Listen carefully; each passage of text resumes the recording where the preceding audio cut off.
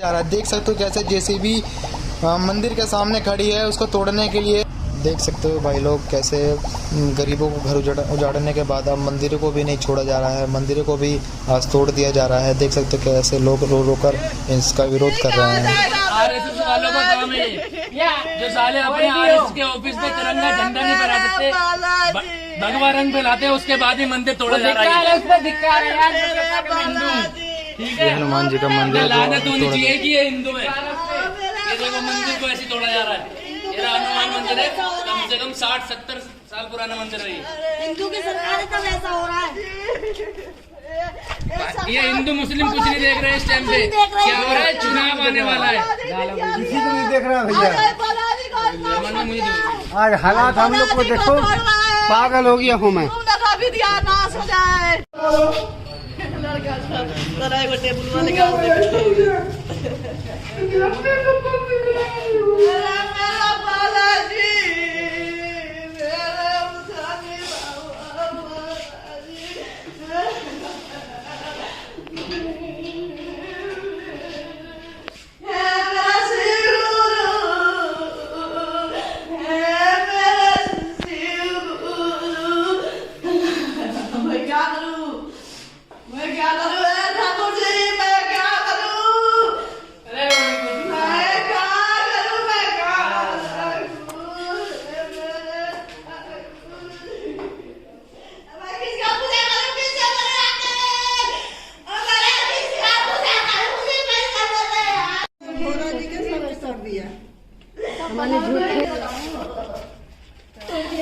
मचा के रखते थे बिल्कुल। आज मैं कहता हूँ बिल्कुल मचा के रखते थक जाता था।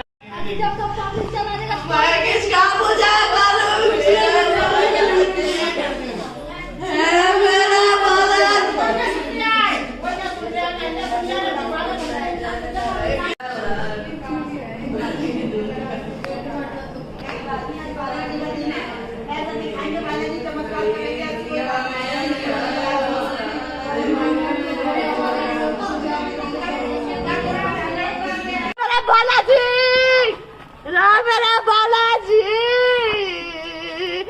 मैं किसका पूजा करूंगी रे बालाजी, बालाजी। पुलिस हमको मार दे, गोली निकाल मार दे। राम बालाजी को मच्छी नाम से गोली निकाल मार दे हमको। पुलिस मार गोली, पुलिस बुला मोदी को। पुलिस गोली मार दे मेरे बालाजी को, मार मार किसी को, मेरे बालाजी को मार मार। पुलिस गोली निकाल मार हमको, मार हमको रे बालाजी, मेरे बालाजी, बालाजी। मेरा सोनी दे, पुलिस गोली निकाल मार। फोन लगा उठा नहीं है ना, ऐसा फोन उठा ले।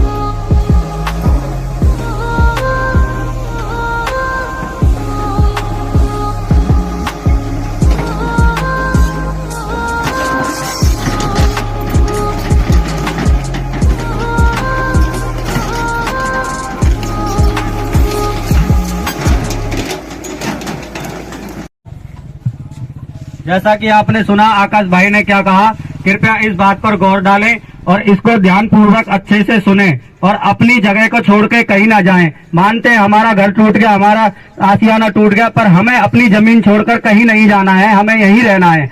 हम यहाँ बचपन से पले हैं, बड़े हैं, हमारी 4 पीढ़ी, हमारे दादा परदादा पापा अब तक यहाँ पे रहे हैं। तो कृपया करके इस बात को ध्यान से सुने और अपनी जमीन को छोड़कर कहीं ना जाएं। आइए मैं यहाँ के लोगों से कुछ सवाल करता हूँ और मैं पूछता हूँ कि यहाँ पे क्या समस्या है। मैं भी यहीं का ही हूँ, मेरा नाम दीपक है, मेरा भी यहीं पे जमीन है, घर है, सब कुछ था, पर यहाँ पे सरकार ने तोड़ दिया बिगर कोई नोटिस के, बिगर कोई ऑर्डर के, सब कुछ यहाँ पे तोड़ दिया, तबाह कर दिया। आइए मैं पूछता हूँ यहाँ के गाँव वासियों से। नमस्ते चाचा जी। चाचा जी आप यहाँ कितने सालों से और कब से रह रहे हैं? भाई मेरा जन्म 1966 का यहीं का है। 1966। हाँ, 54-55 साल की उम्र होगी। मतलब ये नगर नियम अगर कोई भी अधिकारी या चाहता, मेरे बड़े बूढ़े रहते थे, अगर इस चीज को चाहते हो कि मकान मत बनाओ, हमारे को रोक लगाई जाती तो लगाते। हमने घर मकान बनाए, हमारे को स्कूल बना कर दिया इन्होंने, ट्यूबवेल लगवाए इन्होंने, मंदिर बनवाए, हमारे क्या कर अम्बेडकर मूर्ति लगवाई। अच्छा चाचा जी यहाँ पे कितने ट्यूबवेल थे जो सरकार ने अपनी तरफ से इशू किए थे और कितने यहाँ पे चालू थे? अम्बेडकर मेरे ख्याल में 11-12 लगाए थे, 2 तो फिलहाल चालू है नगर निगम जिनका बिल भी भरती है। और यहाँ पे लाइट की क्या सुविधा थी? हमारे मीटर लगे हुए हैं, सारा कुछ लगा हुआ है, मीटर लगे हुए हैं, वाइट जट बिल भरते हैं। बिल भरते हैं? बिल वगैरह की पर्ची स्लिप सब कुछ होगी आपके पास? हमारे पास सारा कुछ डॉक्यूमेंट है। और यहाँ पे स्कूल कितने थे जो सरकारी स्कूल थे, सरकारी टीचर आते थे यहाँ पे पढ़ाने के लिए? सरकारी स्कूल है, टीचर आते हैं, बच्चे पढ़ते हैं हमारे। और यहाँ पे जो आप रह रहे हो चाचा जी, यहाँ पे आपको 1966 का आपका जन्म है, यहाँ पे आप यहाँ पे रह रहे हो। तो चाचा जी आप एक बात बताइए कि ये ऑर्डर कैसे पास हुआ, ये गांव कैसे टूटा, आखिर इसका रीजन क्या था? इसका रीजन का कोई पता नहीं चला, ना कोई हमारे पास है कि कोई वो आया है, नोटिस आया या कोई पुलिस ने या कोई हमारे पास इतला करी, कोई इतला नहीं है हमारे पास, डायरेक्ट है हमारे मकान तोड़ दिए। अच्छा मैंने सुना था ये नगर निगम की जमीन है और कहा गया है कि ये अवैध कॉलोनी है, ऐसा कुछ कहा गया है? हमारे सामने कोई ऐसी कोई बात नहीं आई थी, नगर नियम की जगह है, ये अवैध कॉलोनी है। हम तो आ रहे हैं पीछे से 70 साल से रहते हुए आ रहे हैं। अब मैं क्या कर सकता हूँ, मैं बड़ा बूढ़ा हूँ, मेरे पे बच्चे कुआरे रह रहे हैं, मैंने सारा मकान पैसा इसमें लगा दिया, अब मेरे तो बच्चे कुआरे, मैं कहाँ से ब्याह शादी करवाऊंगा? जैसा कि सुना आपने, अब मैं यहाँ की कुछ बुजुर्ग महिलाओं से बातचीत करूंगा और उनसे भी थोड़ी कुछ जानकारी लूंगा। आइए जी मैं पूछता हूँ यहाँ की अम्मा से। अम्मा आप यहाँ कितने सालों से रह रही हैं? हमें है गए 70 साल। 70 साल से आप यहाँ रह रहे हैं। अब यहाँ पे सरकार ने हमारे बालकन के ब्याह शादी 3री-4थी पीढ़ी बदल गई हमें। जैसा कि सुना अम्मा ने कहा यहाँ पे 3री-4थी पीढ़ी बदल चुकी है। हमारा आदमी भी यहाँ मर गए, हमारे ससुर भी यहाँ मर गए, जानी हमारे बच्चे भी ही मर गए, हमारे छोरा भी। अम्मा अब ये यहाँ पे जमीन तोड़ दी गई है, घर तोड़ दिए गए हैं, अब आप कहाँ जाओगे, कैसे करोगे? कहाँ जाएंगे, हम तो ही रहेंगे, ही मरेंगे, ही हम लेंगे। मोदी जी ने कहा था जहाँ झुग्गी जहाँ मकान, के झुग्गी मकान है तो हम ही रहेंगे, हम कहीं नहीं जाएंगे। हम चाहे कोई हमें मार जा चाहे जानी, हमें तो कहीं ना, हम पर पैसा जेला ना, भूखे प्यासे हम यहाँ पड़े। आइए जी और किसी से सवाल करते हैं। हाँ जी आप यहाँ कितने सालों से रह रहे हो? मेरे को तो भैया यहाँ पे और 40 साल की एज तो मेरी भी हो गई। 40 साल से मेरा जन्म वन्म सब कुछ यहीं पे हुआ है। अब ये घर तोड़ दिए गए हैं, आप कहाँ जाओगे? मैं तो कहीं नहीं जाऊंगी भैया, मैं तो यहीं पे रहूंगी, अपनी जमीन पे झुग्गी तानूंगी और यहीं पे रहूंगी। तो मोदी जी ने कहा था जहाँ झुग्गी वहाँ मकान। हाँ तो मोदी जी का ही नारा है ना, जहाँ झुग्गी वहीं मकान, तो जहाँ झुग्गी वहीं मकान, जहाँ पे मेरा मकान है मैं वहीं पे रहूंगी, मैं तो अपनी जगह छोड़ के कहीं नहीं जाऊंगी। अच्छा ये घर तोड़े गए थे, इसका कोई नोटिस वगैरह कुछ ऑर्डर वगैरह दिया था सरकार ने कि कुछ नहीं? कोई नोटिस नहीं दिया भैया, एक रात और एक दिन का टाइम दिया था पुलिस वालों ने और कह दिया रातों रात सामान खाली करके यहाँ से भागो, कल बिल्डोजर यहीं से चलेगा। और हमारे बीच खोरी गांव में से पीछे से नई बस्ती में से बिल्डोजर लेके आए और पुरानी खोरी गांव में घुसा दिया और 2 दिन के अंदर पुरानी खोरी पूरी ढहस महस कर दी। हमारे पास कोई नोटिस नहीं आया। कोई नोटिस नहीं आया? नहीं। अच्छा अब यहाँ पे घर तोड़ दिए गए, आपके पास बिजली बिल, यहाँ पे सरकारी ट्यूबवेल भी थे, सरकारी रोड भी सरकार ने लगाया था, यहाँ पे कोई नेता आया, कौन आया? जब ट्यूबवेल लगवाए थे तो भैया वो तो कांग्रेस की सरकार ने लगवाए थे, महेंद्र प्रताप ने इसमें 7 ट्यूबवेल लगवाए थे। सरकारी स्कूल था, सरकारी सेंटर था जिसमें मैंने खुद ने सिलाई सीखी थी और यहाँ पे स्कूल भी है, अंबेडकर पार्क भी है, सारा कुछ है यहाँ पे। मगर बीजेपी की सरकार ने मारा है हमें। तो बीजेपी की सरकार ने हमारे घर सारे ढहस महस कर दिए, सारे तोड़ दिए बिना नोटिस के। जब यहाँ पे तोड़ फोड़ हुई थी कोई नेता आया था यहाँ पे? कोई नेता नहीं आगे आया। वोट लेने के लिए सारे नेता आ जाते हैं, हाथ जोड़ते हैं, हाथ जोड़ के निकल के जाते हैं। माता बहना ध्यान रखना, वोट इसी पे देना, कांग्रेस पे दे, बीजेपी पे देना। और जब वोट लेने की बारी आई तो हाथ जोड़ते हैं, और जब हमारा घर टूट रहे थे तो कोई नेता आगे नहीं आया। जैसा कि सुना आपने, यहाँ पे कोई नेता नहीं आया और यहाँ के सारे मकान तोड़ दिए गए। अम्मा ने बताया यहाँ से 70 साल से वो रहे, 70 साल पुराना गांव है।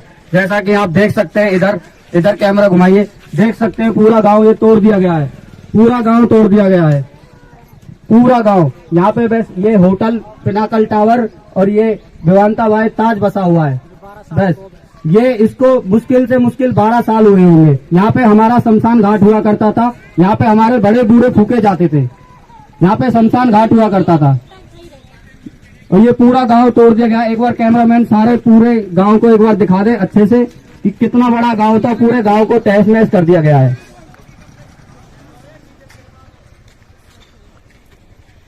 यहाँ पे सरकारी स्कूल भी था, यहाँ पे कुएं भी थे, सरकारी ट्यूबवेल था यहाँ पे बहुत सारी सुविधाएं उपलब्ध थी, बिजली के मीटर थे, बिजली बिल दिया जाता था। यहाँ पे सरकारी रोड डलवाया श्री कृष्णपाल गुर्जर जी ने, कई लाखों रुपए खर्च करके यहाँ पे सरकारी रोड डलवाया है। क्यों डलवाया था, किस मकसद से डलवाया था? इसी मकसद से कि 2021 में घर तोड़ दिए जाए, इनको बेघर कर दिया जाए। आज ये लोग कहाँ जाएंगे, कहाँ रहेंगे? इतनी धूप में, गर्मी में, कोरोना काल चल रहा है, कहाँ जाएंगे? इतनी पब्लिक कहाँ जाएगी? कोई पुनर्विवास नहीं किया, कुछ घर नहीं दिया, कोई मकान नहीं दिए, बस इनको उठा के भगा दिया गया। 48 घंटे का टाइम दिया, 48 घंटे में 8 घंटे में मकान तोड़ दिए गए। रात को ऑर्डर पास किया कि हाँ जी, पुलिस आई, बोल दिया तोड़ दो। सुबह तक पूरा गांव तोड़ दिया गया। क्या करते लोग? अपना सामान उठाए चलते बने, अपना घर तो छोड़ ही दिया। अच्छा, जैसी समस्याओं से लड़ रहा है, हम सभी को एक होकर इन समस्याओं को खत्म करने की कोशिश करनी चाहिए। खोरी गांव पुरानों को जब तक इस समस्याओं से बाहर नहीं निकालते, तब तक हमारे बड़े बूढ़ों का सपना पूरा नहीं होगा। एक होकर प्रयास करने से श्रेष्ठ और विकसित खोरी गांव का निर्माण होगा। आप लोग अपने हक के लिए लड़ना तो सीखो। और मैं धन्यवाद करना चाहूंगा हमारे गांव के कार्यकर्ता माननीय ब्रह्म कुमार जी का, जिन्होंने अपने गांव के लिए इतना संघर्ष करा, लेकिन वह गुमनाम रहे। लेकिन हम उनको आज इतना सम्मान देना चाहते हैं कि उन्हें अपना अपमान ना लगे। मैं धन्यवाद करना चाहूंगा माननीय ब्रह्म कुमार जी का, जिन्होंने बहुत संघर्ष किया, लेकिन उनको किसी ने धोखे में रखा।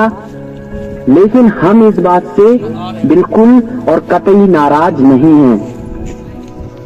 हम उनका आज भी उतना सम्मान करते हैं जितना हम करते आए हैं।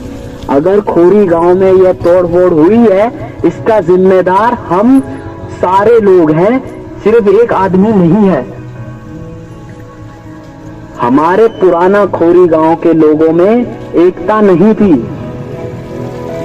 हम खोरी गांव पुराने के लोगों को एक साथ इस लड़ाई को लड़ना होगा, और हम यही प्रयास करेंगे कि यह जीत और ये लड़ाई हम हासिल करें और हम अपनी जन्मभूमि बचा पाएं।